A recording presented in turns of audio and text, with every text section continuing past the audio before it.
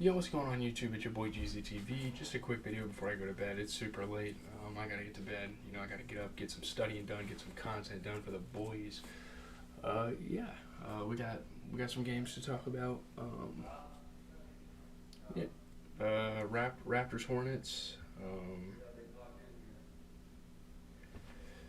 Raptors Hornets. We'll talk about that game first.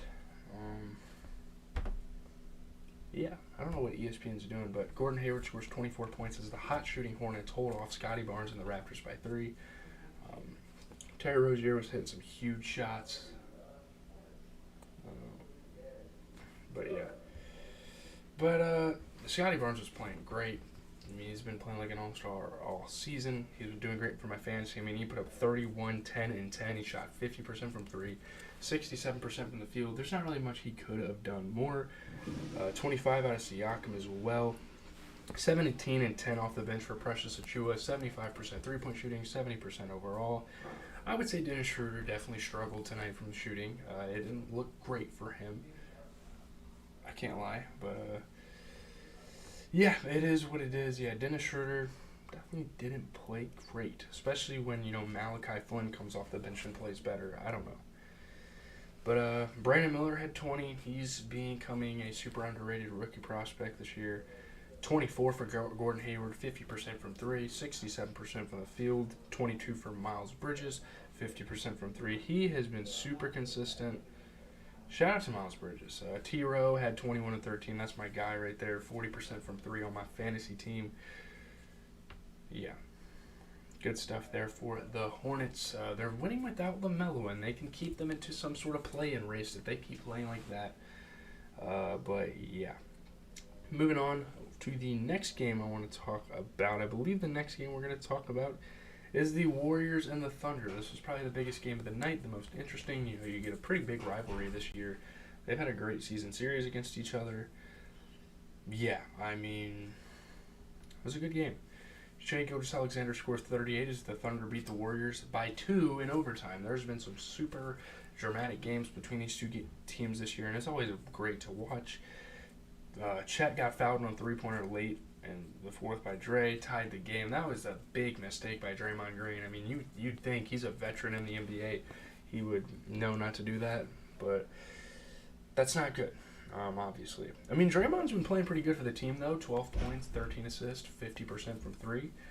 34 for Steph, just shooting 50% all around. 22 for Clay. I think the Warriors played really good. 11 and 12 off the bench for Saric, who shot 33% from 3. Kuminga had a great game. One of his best games, probably his best game of the year. 24 and 12, 50% from 3. My goodness. It's, again, the thing that hinders the Warriors' success, I'll say it time and time again, is Kevon Looney not being able to score at center.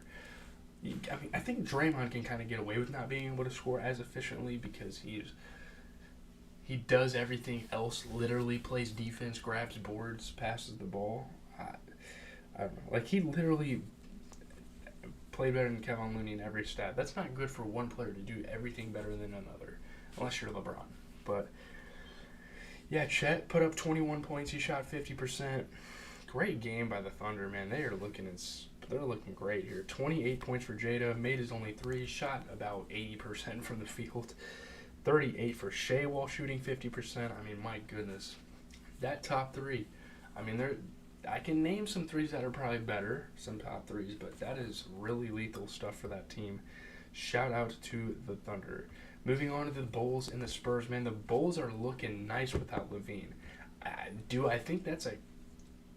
don't really think that's some sort of coincidence either. I think they really need to get him out of there. But Bulls overcome Victor Wembanyama's big night to hand the Spurs their 16th straight loss, won by 9.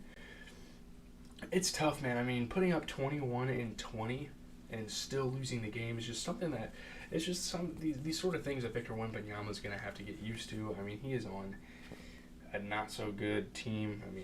Jesus, it's bad. But the Bulls, you get 20 out of Patrick Williams. Man, the Bulls have stepped up. Their chemistry has gone up. They've given more people the ball. 20 points for him, 67% from 3. 20 and 10 for DeRozan. 21 and 16 for Vooch. 24 for Kobe White, shooting 60%. These guys are playing at a high level. So, Yeah, I mean, Keldon Johnson put up 20. Wemby put up 21 and 20. You get Zach Collins playing pretty good off the bench, 12 and 10. He made both of his threes, shot 80% overall. Jeremy Sohan, I don't think he's it. I think Zach Collins needs to start. Popovich has done a lot of weird experimentation with their lineup, and they just can't figure out what sticks here. I mean, I think Zach Collins should start over Jeremy Sohan. I don't know if Jeremy Sohan should sit the bench. I think Tyus Jones should start over Branham. I think the starting lineup should be Keldon Johnson, Zach Collins, Wemby, Vassell, and Tyus Jones. Or Trey Jones, sorry. I think that's like the perfect five for them. I don't know. But anyways, moving on to the Rockets and the Nuggets. I mean, the Rockets have been owning the Nuggets this season. They're 3-1 in their season series, which is crazy. I mean, this seems to be the Nuggets' kryptonite. Shout out to Jalen Green. He scored 36 as the Rockets beat the Nuggets by 8 for their first road win of the season.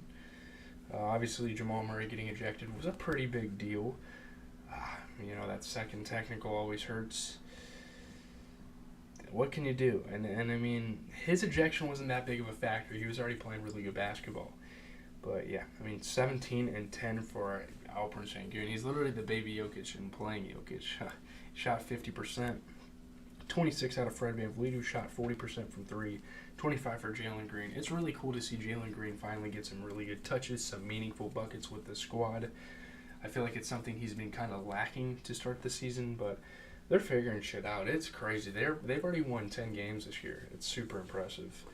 But MPJ put up 20. He shot 50% from 3, 67% from the field. Jokic put up 23 and 16. He shot 50% from 3. Jamal Murray put up 21. He shot 50% from 3. Man, Aaron Gordon was awfully quiet in this game. 22 minutes, though. I think that's a bit weird for Michael Malone to only get him under 25 minutes. It's kind of insane. But the Nuggets still could have gotten more out of him. I think he definitely hindered their performance a little bit. Moving to the last game of the night, we have the Kings and the Suns. Pretty good game here. De'Aaron Fox scores 23 of his 34 points in the fourth quarter. What can we say? He is one of, if not the best, fourth quarter scorer in the NBA. Kings pull away late. They beat the Suns by 8. Good win for them.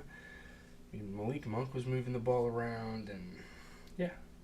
Kings looked really, really good tonight, honestly. They didn't look great, but they looked pretty good, I guess. Sabonis, 15 and 17. You get 34 for De'Aaron Fox. It's kind of the usual. Those two step up for this team night in and night out. 28 for D-Book. If he made both of his threes, we're going to need more than that. Josh Okogie, the entire night, was just out there running cardio. Tonight, I would have much rather had Yuta Watanabe out there playing for him, Drew Eubanks, Chimezi Metu getting minutes over him, once they started seeing him struggle. Yuta Watanabe, definitely. I feel like Yuta Watanabe could have got some more minutes over him, I guess, but 29 minutes of just straight cardio. He played good defense, I guess, but you gotta be able to give some output on offense. It's a very offensive-oriented sport.